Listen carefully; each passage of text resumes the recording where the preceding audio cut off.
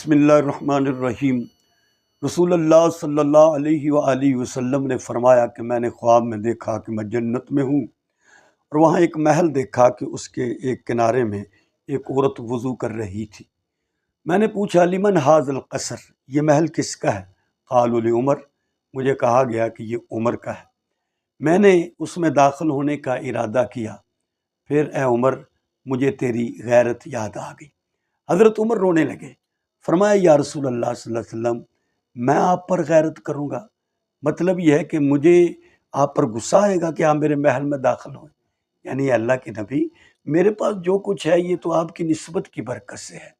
تو حضور نبی کریم علیہ السلام نے حضرت عمر کا محل دیکھا، تو عمر کی شان یہ ہے کہ عمر وہ ذات ہے کہ جن کا محل نبی کریم علیہ السلام نے جنت میں دیکھا، اور نبی کا خواب ہمیشہ سچ ہوتا ہے۔